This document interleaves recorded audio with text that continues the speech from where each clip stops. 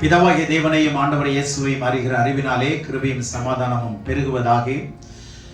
இந்த ஓய்வு நாளிலே தேவன் நம்மை கொண்டு வந்து அவருடைய வார்த்தையை கேட்கும்படி அவர் நமக்கு காண்பித்த இரக்கம் பெரியது, அவருடைய தயவு பெரியது. அவர் நல்லவராக இருந்து நம்மை நடத்தி வந்தார். இன்றைக்கு அவர் நம்மோடு கூட பேசுவதற்கு அவர் ஆயத்தமுள்ளவராய் இருக்கிறார்.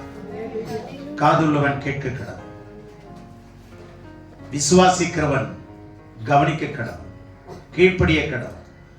ஆகவே இன்றைய செய்தியின் தலைப்பாக fruit is better than gold and fine gold. பலன், அதாவது பொன்னையும் தங்கத்தை பார்க்கிலும் பலன் நல்லது. பொன்னையும் தங்கத்தை பார்க்கிலும் பலன், பலன் இல்ல, பலன் நல்லது. இத மூல பாஷையின் வழியாக உங்களோட சொல்லிக் கொடுக்க விரும்புகிறேன். அப்படி சொன்னா என்ன அர்த்தம்னா, பொன்னையும் தங்கத்தை பார்க்கிலும் கனி நல்லது. பலன்கிற வார்த்தை மாத்தி எழுதியிருக்கிறார். கனி நல்லது. இப்போ அது ஒரு வகையில ஒத்து போகும். எப்படின்னா, வேலை செஞ்சா அதனுடைய பலன் என்ன? சம்பளம். சரிதானே? அதுதான் பலன். இப்போ மரம் வச்சா எது கொடுக்குது? கனி கொடுக்குது. அதான பலன். இப்ப புரிஞ்சா? பலன்கிறது என்ன அர்த்தம்? கனி. அப்போ நீதிமொழி 8:19 வாசி. பொன்னையும் தங்கத்தை பார்க்கிலும் என் பலன் நல்லது, சுத்த வெள்ளியை பார்க்கிலும் என் வருமானம் நல்லது. பொன்னையும் பசு பொன்னை பார்க்கிலும், சுத்தமான பொன். பசு பொண்ணுனா சுத்தமான, கலப்படமான பொண்ணு இருக்கு. பசு பொண்ணுனா சுத்தமான தங்கம் இருக்கு. இது ரெண்டை பார்க்கிலும் என் கனி நல்லது, என் பலன் நல்லது. நீதிமொழியில் சொல்ற ஒவ்வொரு வார்த்தையும் பல மடங்கு யோசிக்க வேண்டிய ஒரு வார்த்தை, பல மடங்கு சிந்தித்து அறிந்து கொள்ள வேண்டிய ஒரு ஆழமான வார்த்தைகளை ஞானியாகிய சாலமோன் எழுதியிருக்கிறார். நம்ம கவனம் இல்லாம படிச்சா புரியாது. அப்படி படிச்சீங்கன்னா அறிவையும் ஞானத்தையும் புத்தியையும் விவேகத்தையும் அடைய முடியாது. இந்த அறிவும் ஞானமும் புத்தி விவேகமும் எதுக்குள்ள இருக்குன்னா, இந்த நீதிமொழிகளுக்குள்ள நிறைய இருக்கு. வாலிப பிள்ளைங்களாம் தயவு செய்து இந்த நீதிமொழிகளை நிறைய படிங்க, நிறைய படி. நம்ம வாழ்க்கையை மாற்றி அமைக்கிற வல்லமை நிறைந்த வார்த்தைகளை தேவ ஆவியானவர் சாலமோன் மூலமா எழுதியிருக்கிறார். பலன் வித்தியாசமான வழிகளில் இருக்குங்க. அதாவது கனி, ரிசல்ட். சரிங்களா? இப்போ நல்ல கவனிங்க. இதே நீதிமொழியில பல இடத்துல இந்த வார்த்தை பயன்படுத்தப்பட்டிருக்கு. கனிங்கிற ஆங்கிலத்துல பாத்தீங்கன்னா எங்க பார்த்தாலும் கனின்னு இருக்கும், தமிழ்ல பாத்தீங்கன்னா பலன் இருக்கும். அதை நல்லா புரிந்து கொள்ளுங்க. 11:30 நீதிமானுடைய பலன் ஜீவ விருட்சம், ஆத்துமாக்களை ஆதாயப்படுத்திக் கொள்ளுகிறவன் ஞானம் உள்ளவன். நீதிமானுடைய பலன் ஜீவ விருட்சம். ஜீவ விருட்சம்னா என்ன? விருட்சம்னா மரங்க. இந்த கனியை பத்தி சொல்லணும்னாவே வேதத்துல ஆரம்பமே எதை வச்சுதான் ஆரம்பமாகிறது? கனியை வச்சுதானே. ஆதாமுக்கு ஏவாளுக்கும் கடவுள் கொடுத்த ஒரு நிபந்தனை என்ன? நீ எல்லா கனிகளையும் புசிக்கலாம். அப்படின்னா நீ யோசிச்சு பாருங்க, வருஷத்துல 365 நாள் டெய்லி கொய்யாக்காவே, காலையில கொய்யாப்பழம் கொய்யாக்காவே சாப்பிட்டு இருந்தீங்கன்னா எப்படி இருக்கும்? சலிச்சு போயிடும். அப்பதான் ஆண்டவர் பாருங்க, நல்ல கவனிங்க, 365 நாள் 365 விதமான கனிகள் அங்க இருந்திருக்கூடாது. புரிஞ்சிச்சா? உனக்கு வேண்டிய கனிகள் எல்லாம் நீ என்ன பண்ண? சாப்பிட்டுட்டு கனி கொடு. சரீரத்துல சாப்பிட்டுட்டு ஆன்மாவில கனி கொடுக்கும்படி ஆண்டவர் படைத்திருக்கிறார். புரிஞ்சுச்சா? ஆரம்பமே எதுல ஆரம்பிக்கிறாரு? கனியில தாங்க ஆரம்பிக்கிறார். முடியறதும் கனியில தான் முடியும். தேவனுடைய பிள்ளைகளே, நான் கதவை தட்டுவேன். கதவை திறந்தீங்கன்னா நான் உள்ளே பிரவேசித்து உன்னோடு கூட போஜனம் பண்ணுவேன், நீயும் என்னோடு கூட போஜனம் பண்ணுவாய். வெளிப்படுத்தல் இருக்குல்ல. அப்போ கதவை திறந்து உள்ள அழைச்சா அவர் நம்ம கூட போஜனம் பண்ணுவாரு, நாமும் அவரோட கூட போஜனம் பண்ணுவோம். அப்போ அவர் உள்ள வரும்போது கெஸ்டா உள்ள வருவார், நம்ம ஹோஸ்டா இருப்போம், விருந்து அளிப்பவர்களா நாம இருப்போம், அவர் விருந்தாளியா வருவார். மாற்றி மாற்றி சொல்லணும்னா அவர் விருந்தாளியா இருந்தா நாம யாரா இருப்போம்? விருந்து கொடுப்பவரா இருப்போம். இப்போ நாம விருந்தாளியா இருந்தா அவர் விருந்து கொடுக்கிறவரா மாறிடுவார். அதான் அவர் சொல்றாரு, நான் உன் கூட சாப்பிடுவேன், நீயும் என் கூட சாப்பிடு, நான் உனக்கு விருந்து அளிப்பேன்னு அர்த்தம். புரிஞ்சுச்சா? நீ எனக்கு விருந்து அளிப்ப, நானும் உனக்கு என்ன பண்ணுவேன்? விருந்து அளிப்பேன். இப்ப அவர் கொடுக்கிற விருந்து என்னவா இருக்கும்? நாம கொடுக்கிற விருந்து என்னவா இருக்கும்? எங்க போனாலும் விருந்து தானங்க கேட்கிறோம். நீங்க கல்யாணம் ஆளுங்க என்ன, நீங்க என்ன செய்ய போற கேட்கிறோம்ல, நீ வீட்டுல என்ன விசேஷம் அப்படின்னு என்ன அர்த்தம்? ஆடா, கோழியா, கவதாரியா கேட்கிறோம்ல. அப்போ விருந்துல தானே வருது. நல்ல கவனிங்க. ஏன் இன்னைக்கு விருந்து இல்லை? இல்லைங்க, நான் மருந்து சாப்பிட்டு. மருந்து சாப்பிட்றவனுக்கு என்ன கிடையாது? நல்ல கவனிங்க. இந்த கனியிலையும் விருந்துல தாங்க தேவன் அங்க கவனிங்க. அவர் நமக்கு கொடுக்கிறது என்ன? இதோ என்னுடைய ரத்தம், பானம், இதே என்னுடைய சரீரம். ருசி கொடுக்கிறாரா? விருந்து கொடுக்கிறாரா? புரியுதா? இப்ப நாம என்ன அவருக்கு கொடுக்கணும்? இங்கதான் தடுமாறுவோம். என்ன கொடுக்கலாம் அவருக்கு? பேனை வாங்கி கொடுத்துருவோமா? தேவனுடைய பிள்ளைகளே, எதை வாங்கி கொடுத்து ஆண்டவர் என்ன பாக்கெட்ல குத்திக்க போறாரு? நல்ல கவனிங்க. அவர் ஆவியாயிருப்பார், நம்மளும் ஆவியாயிருப்போம். அங்க சரீரம் கிடையாது. விருந்துல கவனிங்க. நாம என்ன கொடுக்கணும்னா நீதியின் கனியை கொடுக்கணும். என்ன கொடுக்கணும்? அங்கேயும் கனி வருதா? புரிஞ்சதா? மனம் திரும்புதலின் கனி கொடுக்கணும், ஆவியின் கனி கொடுக்கணும், நீதியின் கனி கொடுக்கணும். இதெல்லாம் அவருக்கு விருந்தா மாறும். புரிஞ்சுச்சா? அப்போ கனியில ஆரம்பிச்சுதான் எதுல முடியுது? கனியில முடியுது.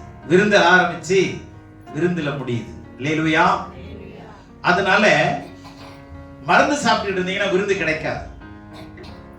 உன்னத பாட்டுல வசனம் சொல்லுது, 2ஆம் அதிகாரத்துல, அவர் என்னை மருந்து சாலைக்கு அழைத்து கொண்டு போனார். அப்படிதானே இருக்கு. என்ன முழிக்கிறீங்க? எவ்வளவு நேரங்க அதை யோசிக்கிறீங்க? அவர் என்னை விருந்து சாலைக்கு அழைத்து கொண்டு போனார், என் மேல் பறந்த அவருடைய குடி நேசம். நல்ல கவனிங்க. இதுல எல்லாம் நிறைய ஆழம் இருக்குங்க. அவர் உங்களை எங்க கொண்டு போறாரு? விருந்து சாலைக்கு.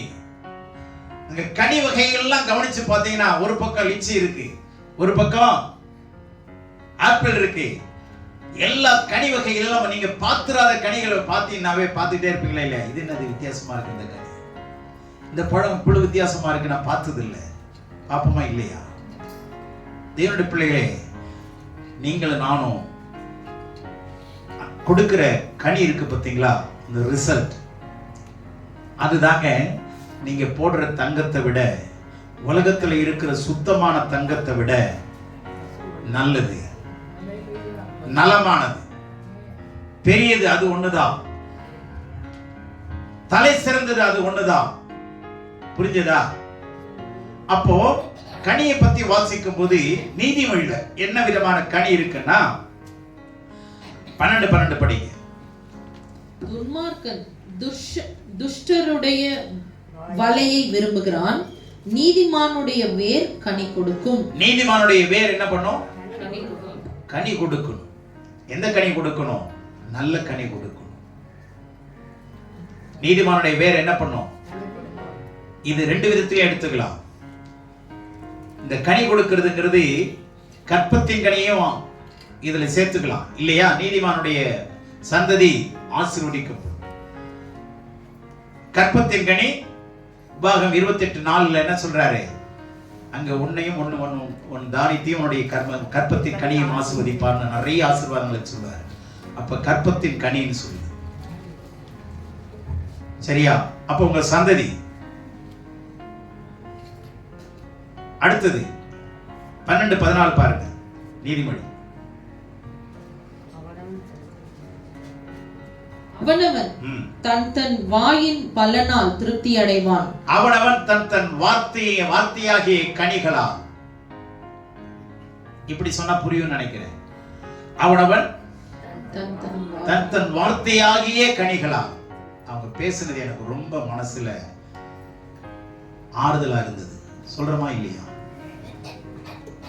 இதே வசனம் என்ன சொல்ல தெரியுமா?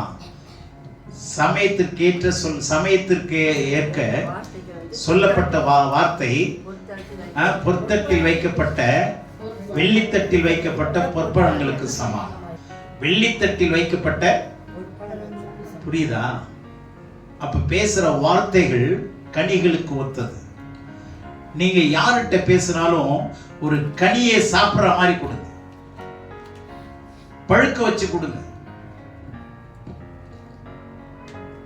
வெதும்பின பழத்தை கொடுத்துறாதீங்க, வெம்பி போன பழத்தை கொடுத்துறாதீங்க. வெம்பனதும் கனி மாதிரி தான் தெரியும், ஆனா சாப்பிட்டோம்னா தும்புவான். என்னத்த கொடுத்தாலும் தெரியல, அவன் வயிறும் சரியில்லை வாயும் சரியில்லை. புரியுதா உங்களுக்கு? கொடுக்கிற வார்த்தைகளை கனியா கொடுங்க, பழப்பவளை கொடுங்க. அந்த வார்த்தை என்ன அழகா இருக்குங்க, வெள்ளித்தட்டில் வைக்கப்பட்ட. அழகான வார்த்தை. அந்த வார்த்தையை நான் ரொம்ப ரசிக்கிறேன். சமயத்திற்கு ஏற்றபடி சொல்லப்பட்ட வார்த்தை. அந்த சமயத்துல நீங்க சொன்ன வார்த்தை இருக்க, அது வெள்ளித்தட்டில், சாதாரண தட்டு இல்லைங்க, வெள்ளித்தட்டில் வைக்கப்பட்ட பொற்பழங்களுக்கு சமானம். உங்களுடைய வார்த்தையினுடைய பலன், உங்களுடைய வார்த்தையாகிய பழம். பழம் மாதிரி பேசினார்னு இல்லை, பழமாவே வந்தது. அவ்வளவு அவருடைய வார்த்தை ஒவ்வொன்றும் பிரயோஜனமா இருந்ததுன்னு அர்த்தம். கேட்டுட்டே இருக்கணும் போல இருக்கணும் அர்த்தம். ஒவ்வொரு வார்த்தையும் அம்பை போல தைத்ததுன்னு அர்த்தம். ஒவ்வொரு வார்த்தைகளும் எனக்கு பிரயோஜனமா இருந்ததுன்னு அர்த்தம். அப்படி நீங்க பேசுற வார்த்தைகள் எப்படி இருக்கணும்? வெள்ளித்தட்டில் வைக்கப்பட்ட தங்க பழத்துக்கு இணையா இருக்கும். ஏன்னா நீதிமானுடைய நாவு சுத்த வெள்ளி. நீதிமானுடைய நாவு சுத்த வெள்ளி, அதான் வெள்ளித்தட்டு. சரிங்களா? அலுமினியமா இருக்க கூடாது. நீதிமானுடைய நாவு தகரமா இருக்க கூடாது. என்ன அழகா சொல்லுது பாருங்க, நீதிமானுடைய நாவு சுத்த வெள்ளி, அதுல இருக்கிற வார்த்தை பொற்பழம். இப்ப புரிஞ்சா? நீதிமான் பேசும்போது அவனுடைய நாவு வெள்ளித்தட்ட போல இருக்கு. அவனுடைய வார்த்தைகள் பொற்பழங்களுக்கு சமானமா இருக்கிறது. விலையேற பெற்ற வார்த்தை, விலையேற பெற்ற வார்த்தைகள். வார்த்தையில இந்த கவிதையில எல்லாம் வார்த்தைகள் எழுதுவாங்க பாருங்க, என்ன அழகா இருக்கும். கேட்கணும் போல இருக்கும். அடுக்கடுக்கா இருக்கும். எதுக்கு மௌனவேட இருக்கும். அதனால உங்களுடைய வாயின் பலன், வாயிலிருந்து வருகிற கனி, வாயின் பலனால் திருப்தி அடைவான், கனியினால திருப்தி அடைவான். சாப்பாடை சாப்பிடுறதை விட கனிகள் சாப்பிடுறது ஆரோக்கியமா இல்லையா? சொல்லுங்களேன். கனிகள் சாப்பிடுறது ஆரோக்கியமா இல்லையா? அததாங்க ஆண்டவர் படைச்சு வச்சாரு. நம்பால அதை கீழ்ப்படியாம போய் இன்னைக்கு உணர்ந்து இங்க இதுல விட்டது என்னதான் அன்னைக்கு கீழ்ப்படியாம போனதுனால தான் இன்னைக்கு எதையோ தின்னுக்கிட்டு நம்ம உடம்பு சரியில்லாம கிடக்கிறதுலாம் காரணம் இதுதான், கீழ்ப்படியாமையினால வர்றது. வாயின் பலன். அடுத்த பலனை பாருங்க, 31:16. ஒரு வயலை விசாரித்து அதை வாங்குகிறாள், தன் கைகளின் சம்பாத்தியத்தினால் திராட்சை தோட்டத்தை நாட்டுகிறாள். தன்னை பலத்தால் இடைக்கட்டி கொண்டு தன் கைகளை பலப்படுத்துகிறாள்.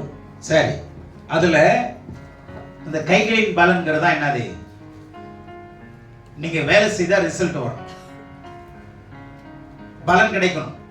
சரியா?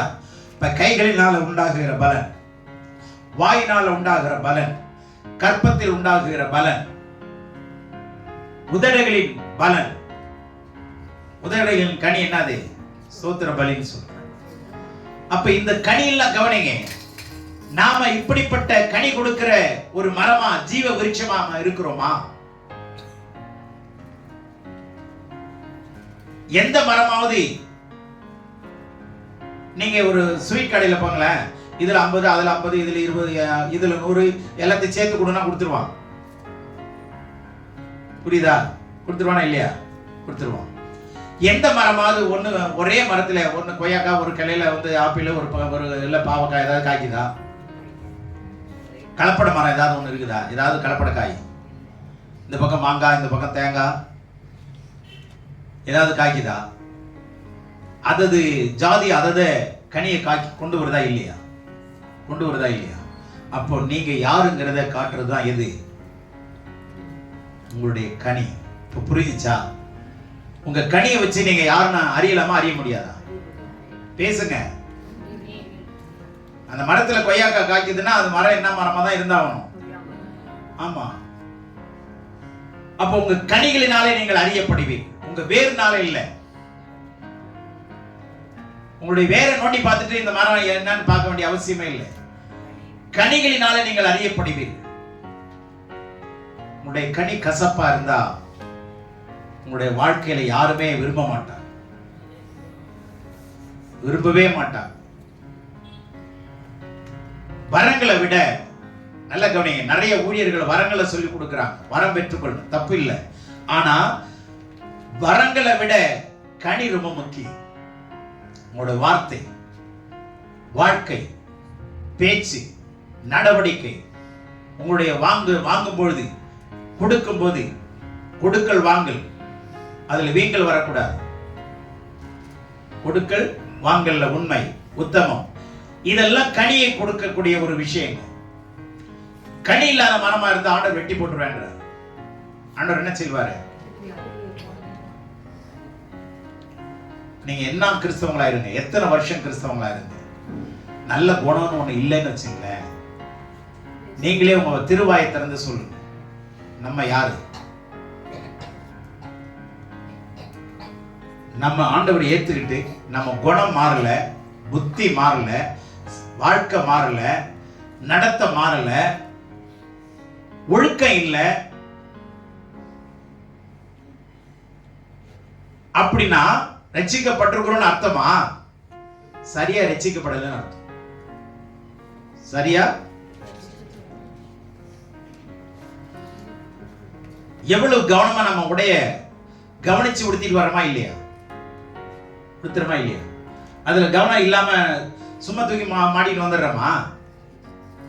சொல்லுங்க. முன்னாடி இருக்கிறத பின்னாடி, பின்னாடி இருக்கிறத முன்னாடி, ஏதாவது ஒண்ணு பரவாயில்லடா போட்டுக்கிட்டு வாடா.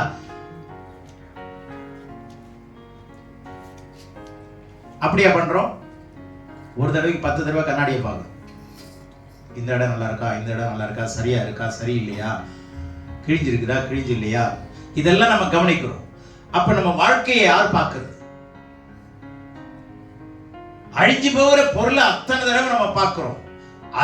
அழியாத பொருள் உள்ள இருக்குல்ல, இந்த ஆத்மா குறித்து என்ன கவலை? நீங்க கொடுக்கிற கனியை வச்சுதாங்க கடவுள் உங்களை என்ன செய்வார்? விருப்பப்படுவார். நீங்க கொடுக்கிற கனியை கவனிச்சுதான்.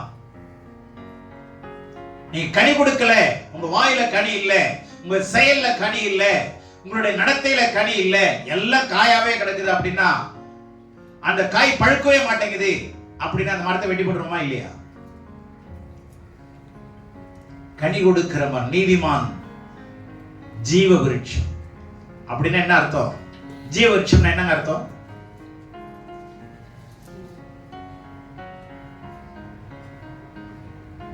பாக்குறீங்க, தமிழ்ல தானே சொல்றேன். ஜீவ விருட்சம்னா என்ன அர்த்தம்?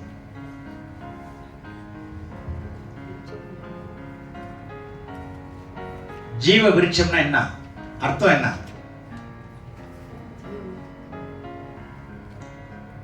தெலுங்குல சொன்ன? பட்டு போகாதுன்னு அர்த்தம். எந்த காரணத்தை கொண்டும் எந்த காலத்திலும் மரம் என்ன ஆகாது.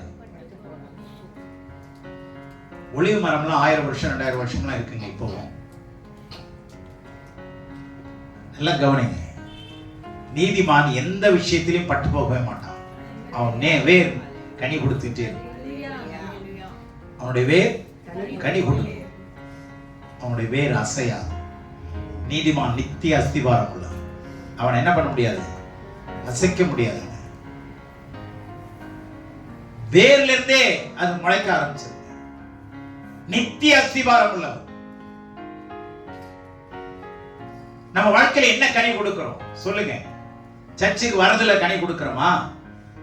வேதத்தை வாசிக்கிறதுல கனி கொடுக்கிறோமா? இந்த பலன், வாசிக்கிற பலன் இருக்கா? வேதத்தை வாசிக்கிற என்ன பலன்? நீங்க சபைக்கு வருகிற பலன் என்ன? என்ன கனி கொடுக்கிறீங்க? சபையில இருந்து என்ன கனி கொடுக்கிறோம்? குடும்பத்தில இருந்து என்ன கனி கொடுக்கிறோம்? நீங்க வர இருந்து பிரச்சனை இல்லைங்க. வர இருந்து கனி கொடுக்கலன்னா வரத்தினால மற்றவங்க ஆசீர்வதிக்கப்பட்டுருவாங்க, நம்ம தோத்து போயிடுவோம். வரம் இருக்கிறதுனால மற்றவங்க ஆசீர்வதிக்கப்பட்டுருவாங்க, ஆனா வரம் இருக்கிறவங்க கெட்டு போயிடுவாங்க. ஆனா கனி இருந்தா வரம் இல்லைனாலும் பரவாயில்ல, இந்த மரம் கெட்டு போக வைக்கும். வரம் இல்லைனாலும் மரம் கெட்டு போகாதுங்க. எத்தனை பேர் ஒத்துக்கிறீங்க? ஏன்னா இது கனி கொடுக்குது இல்ல. புரிஞ்சுச்சா? கனி கொடுக்காம வரம் கொடுத்த என்ன பிரயோஜனம்? பேசுவதே கெட்ட கெட்ட மாதிரி தான் திட்டுற, ஆனா ஜெபம் பண்ற. ஆண்டவரே உங்களை ஆசீர்வதிங்க. ஆண்டவரே என்னடா படுபாவி இப்பதான் திட்டான், அசிங்கமா இவன் எப்படா ஜெபம் பண்றான்னு கேட்பமா இல்லையா? சொல்லுங்க. அப்ப வர இருந்து ஜெபம் பண்ணி பிரயோஜனம் என்ன? வாயில வரதெல்லாம் என்ன ஆகும்? பொய்யும் புழுவுமா இருந்துட்டு இருந்தா எப்படி உங்ககிட்ட கிட்ட வருவான்? அப்ப வரங்களை விட வல்லமைகளை விட எது முக்கியம்? நீங்க கொடுக்கிற பலன், நீங்க கொடுக்கிற ரிசல்ட், நீங்க கொடுக்கிற கனி, பிரசன்ட் பண்றீங்கல்ல, கொண்டு வந்து கொடுக்குறீங்கல்ல, அது எப்படி இருக்கணும்? வெள்ளித்தட்டில் வைக்கப்பட்ட அவ்வளவு சூப்பரா உங்க பிரசன்டேஷன் இருக்கணும்னு வேதம் சொல்லுது. நீங்க சாதாரண ஒரு மனுஷன்கிட்ட பேசுங்க, சாதாரணமா பேசுங்க. 4 வார்த்தை பேசினாலும் அந்த 4 வார்த்தை அவனுக்கு இருதயத்துல குத்துற மாதிரி இருக்கணும், அல்லது ஆறுதல் கொடுக்கிற மாதிரி இருக்கணும். இப்பயே வந்த அப்படின்னா அவன் ஏன்டா வந்த என்ன இருக்கும்? அந்த வரவேற்கிற வார்த்தையிலேயே உங்களுக்கு ஜீவன் உண்டாகும். புரிஞ்சுச்சா? வரவேற்கும் போதே எப்படி இருக்கணும்? கிறிஸ்துவுடைய ஜீவன் வெளிப்படுதுங்க. எத்தனை பேருக்கு புரியுதா இல்லையா நான் பேசுறது? அந்த அளவுக்கு ட்ரெயின் ஆனவங்களா நீங்க இருக்கணும். பயிற்சி எடுத்தவங்களா மாறுங்க. பயிற்சி எடுக்கிறவங்களுக்கு முயற்சி இருக்கணுங்க. முயற்சி இருந்தாதான் பயிற்சி எடுக்க முடியும். சொல்லுங்க. முயற்சி இருந்தாதான் பயிற்சி எடுக்க முடியும். முயற்சியே இல்லை அப்படின்னா நீங்க பயிற்சிக்கவே முடியாது. நீங்க பயிற்சி எடுத்து பாருங்க. உங்களுடைய பயிற்சி எதுக்கு கொண்டு போகும்னா முதிர்ச்சிக்கு கொண்டு போகும். பயிற்சிக்குள்ள வளர்ச்சி இருக்கு. ஒத்துக்கிறீங்களா? பயிற்சிக்குள்ள வளர்ச்சி. நீங்க ஒரு கம்பியை பிடிச்சி தொங்குங்களேன். முதல் நாள் தொங்குனீங்கன்னா 2 நிமிஷம் கூட தொங்க, 5 செகண்ட் கூட தொங்க முடியாது. உடனே கைகாலம் விட்டு போயிடும், இறங்கிடுவீங்க. 2ஆம் நாள் தூங்கி பாருங்க, 5 செகண்ட் அனுப்பிங்க, வழி எடுத்து விட்டுருவோம். 3ஆம் நாள் தூங்குங்க, 6 செகண்ட். வளர்ச்சி இருக்கா இல்லையா? பலன்ல. அப்போ பயிற்சிக்குள்ள என்ன இருக்கு? வளர்ச்சி. வளர்ச்சி போக போக முதிர்ச்சி ஆகுமா இல்லையா? முதிர்ச்சி ஆக ஆக மகிழ்ச்சியா இருக்குமா இல்லையா? பேசுங்க, என்ன கவனம் இருக்கிறீங்க? முயற்சி எடுத்தா பயிற்சி எடுக்கலாம். பயிற்சிக்குள்ள உங்களுடைய வளர்ச்சி இருக்கு, வளர்ச்சிக்குள்ள உங்களுக்கு முதிர்ச்சி இருக்கு. முதிர்ச்சி ஆக ஆக மகிழ்ச்சியா இருக்கும். அல்லேலூயா. மகிழ்ச்சி இந்த பக்கம் இருக்கும், இந்த பக்கம் அதிர்ச்சி இருக்கும். என்னடா இப்படி எல்லாம் பேசுவாருன்னு எதிர்பார்க்கவே இல்லை. அதிர்ச்சியா இருக்குமா இல்லையா? பேசுங்களேன்.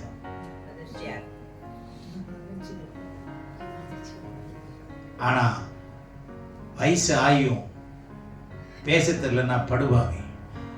இவெல்லாம் ஒரு மனுஷனான அதிர்ச்சி அடைஞ்சிடும். நான் வந்தது வேற, நான் பார்த்த மனுஷன் இப்படி இருக்குமான்னு நான் எதிர்பார்க்கல. கடவுள் அவருக்கே பக்குன்னு இருக்கும். இவ்வளவு வார்த்தைகளை கொடுத்தேன், இவ்வளவு வல்லமையுள்ள வசனத்தை கொடுத்தேன், திருந்தவே இல்லையே ஜென்மம், என்ன பண்றது? கனி கொடுக்கும்னா இது கசப்பான கனியை கொடுத்துட்டு உட்கார்ந்து இருக்குது, என்ன செய்யறதுன்னு ஆண்டவர் அதிர்ச்சி அடைவார். புரியுதா உங்களுக்கு? கொஞ்சம் முயற்சி எடுங்க. உங்க தெருவையாவது சுத்தி சுத்தி வாங்க, நடங்க, கொஞ்சம் உடம்பும் குறையும், உடம்பும் குறையும்.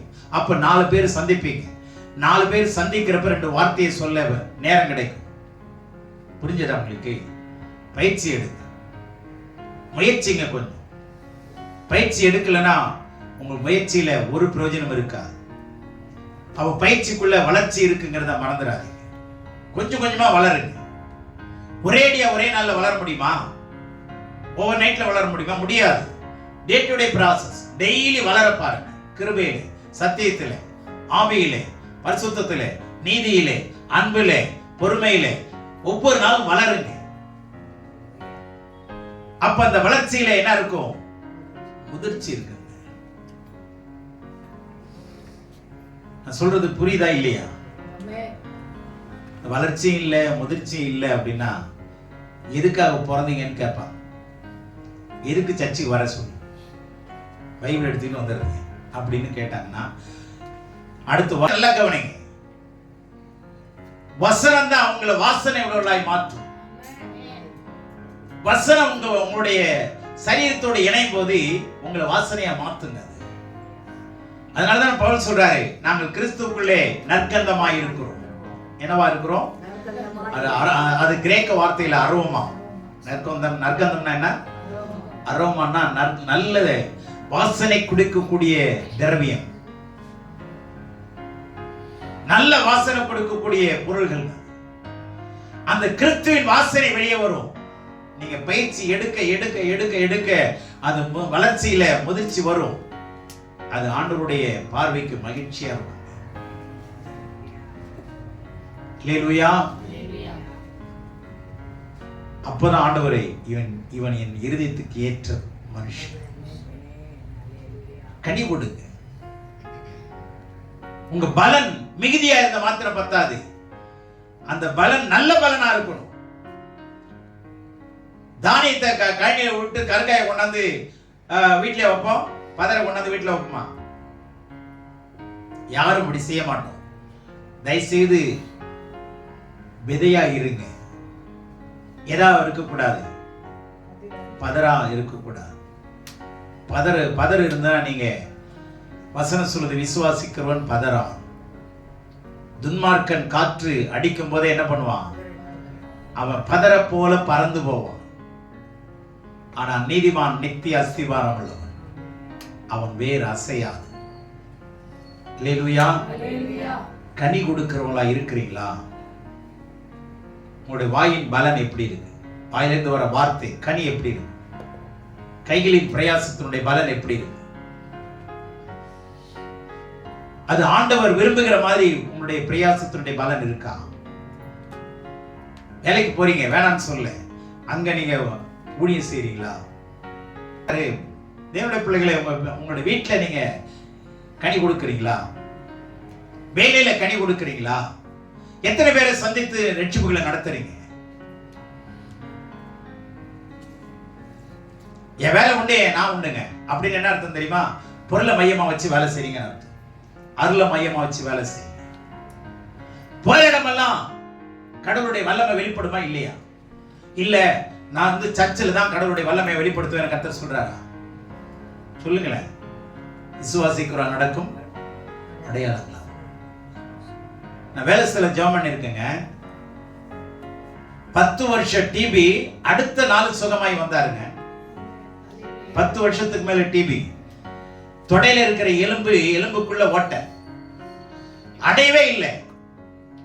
அடுத்த வாரம் அதாவது மெடிக்கல் டெஸ்ட், அந்த பையனை கன்ஃபார்ம் ஆகுது. அவன் இந்த வாரம் வந்து அழுகுறான், அடுத்த வாரம் எனக்கு மெடிக்கல் டெஸ்ட். இது வேலை போயிடுச்சுன்னா எங்க அப்பாவும் இறந்துட்டார், அந்த வேலையில தான் நான் வந்து ஜாயின் பண்ணேன். ஆனா இப்ப எனக்கு இந்த வியாதியினுடைய கொடுமை என்னால தாங்க முடியல. மருந்து சாப்பிட்டு பார்த்தேன், இத்தனை வருஷமா எனக்கு சுகமாகல. ஏன்னா ஒவ்வொரு தடவையும் டாக்டர் போய் பார்க்கும் போதெல்லாம் அவர் குச்சி விட்டு பாக்குறாரு. அந்த குச்சி இந்த பக்கத்துல இந்த பக்கம் வருது, உனக்கு அடையவே மாட்டேங்குது பாழ்படின்னு டாக்டர் சொல்றாரு. என்ன செய்யுதுன்னு தெரியல. சரிப்பா, உன்னுடைய சரீரத்தை சோமாக்க ஒருவர் இருக்கிறார், அவர் ஏற்றுக்கொள்ள அப்படின்னு சொல்லி ஒரு 15 நிமிஷம் மெசேஜ் கொடுத்து ஜெபம் நினைச்சேன். அடுத்த நாள் வரல. அடுத்த நாள் ஜெபத்துக்கு வந்தாரு, லஞ்ச் அவர்ல தான். என்ன தம்பி நேற்று காணன்னு அப்போ சொன்னாரு, அண்ணா நேற்று வழக்கம் போல டாக்டருக்கு ரிவ்யூக்கு போயிருந்தேன், அவரு குச்சி விட்டு பாக்குறாரு, போகவே இல்லை. எப்படி அடைஞ்சதுன்னு என்னை கேட்கிறாரு. என்ன பண்ணேன்னு கேட்டாரு. இல்ல நேத்து நான் கடவுள்கிட்ட போய் ஜெபம் பண்ணிட்டு போனேன், அவங்க ஜெபம் பண்ணாங்க, இவ்வளவுதான் ஒரு மாற்றம் எனக்கு தெரியும். அடுத்த நாள் வந்து சுகமாயி சாட்சி சொல்றேன். அடுத்த வாரம் கன்ஃபார்ம் ஆச்சு. அதுக்கு அடுத்த வருஷம் கல்யாணம் ஆச்சு. இதுக்கிடையில ஞானஸ்தானம் எடுத்து சர்ச்சுக்கு போய் இன்னைக்கு 20 வருஷமா சர்ச்சில் இருக்கிறான்.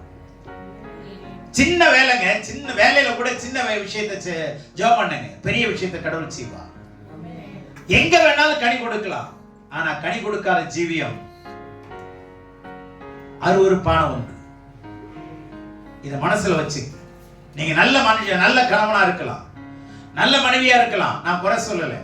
ஆனா கடவுளுக்கு முன்பாக கனி கொடுக்கிறவளா இருக்கிறோமா? மனுஷருக்கு முன்பாகவும் கனி கொடுக்கணும். இவங்கள்ட்ட நல்ல போனது நல்ல வார்த்தைகள் கிடைக்கும், நல்ல வசன தெளிவு கிடைக்கும், நல்ல ஜெபம் பண்ணுவாங்க. இவங்க வாழ்க்கை நல்ல வாழ்க்கை. இவங்க ஜெபத்துல வல்லமை இருக்கு. உங்க வீட்டுக்கு ஜனங்க வரணுங்க. கனி கொடுக்கிற மரத்தை யாரும் கூப்பிட்டு பண்ண வேணாம். அவன் வந்து கல்லால் அடிச்சு தின்னுட்டு போயிட்டே இருப்பான். எந்த மரத்துக்கு தான் கல்லடி? எங்க பழம் அதிகமா இருக்கு அந்த மரத்துக்கு தான் என்னது, அங்கதான் நிறைய இருக்கு பிரச்சனை இருக்கு. கனி இருக்கிற மரத்துக்கு ஜனங்கள் கிட்ட வருவாங்க, வந்தே தீருவாங்க. கனியே இல்லைன்னா உங்களை ஏற்று கூட பார்க்க மாட்டாங்க. கனி இருந்துச்சுன்னா பிசாசு பயந்து வெளியே போயிடும். புரிஞ்சா? அதனால கவனிங்க, நல்ல கனி கொடுக்கிறவர் நீதிமானாய் மாறுங்க, கனி கொடுக்கிற ஜீவியம் உள்ளவர்களாய் மாறுங்க. வரங்களை விட, பெரிய ஆளுன்னு சொல்லிக்கிறத விட கனி உள்ளவர்கள் சொல்றது பரலோகம் வரவே. வர இல்லைனாலும் பரலோகம் போயிடலாங்க கனியோட. எத்தனை பேருக்கு புரியுது? வரம் இருந்தாதான் பரலோகம் போகணும்னு வேற சொல்லல. வரமே இல்லைனாலும் நீங்க எல்லாம் விசேஷமான வரம் பெற்றவர்கள், கனி உள்ளவர்கள், வரம் பெற்றவர்கள். ஏன் தெரியுமா? கனிக்குள்ள என்னங்க இருக்கு? கனிக்குள்ள என்ன இருக்கு? விதையா? கரெக்ட் தான். வித்தியாசமான வெளிப்பாடெல்லாம் இருக்கு கனிக்குள்ள. இப்ப மாதுளம் பழத்தை எடுத்துங்க. இந்த மாதுளம் பழத்துக்குள்ள அந்த ஜூஸ் இருக்கா இல்லையா? மறைஞ்சிருக்கா இல்லையா? அந்த ஜூஸை வச்சு இந்த பழம் சொல்லிடலாமா இல்லையா? பேசுங்களேன். பழத்தை காட்டுறாங்க, ஜூஸை கொடுக்குறாங்க. இந்த ஜூஸ் என்ன பழம்னு சொல்லிடுமா இல்லையா? நீங்க ஜூஸா மாறுங்க, நீங்க எந்த பழம்னு தெரிஞ்சிருவாங்க. நல்ல கவனிங்க. கனிக்குள்ளதாங்க ரசம் இருக்கு, அந்த ஜூஸ் இருக்கா, அதுதாங்க வரும். நீங்க கனி நிறைந்தலா இருந்தீங்கன்னா வரம் உள்ள மறைஞ்சிருக்கு. எத்தனை பேருக்கு புரியுது? வரத்தை எதிர்பார்க்காதீங்க, கனிக்குள்ளதான் வரம் இருக்கு. அல்லேலூயா. இதெல்லாம் ரகசியத்தை தேவன் எழுதி வச்சிருக்கிறார்.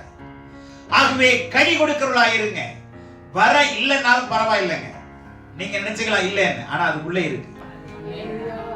சொல்லுங்க, நல்ல கனி கொடுக்கிற மரமாமா. கர்த்தர் தாமே உங்களை ஆசீர்வதிப்பாராக. ஆமென்.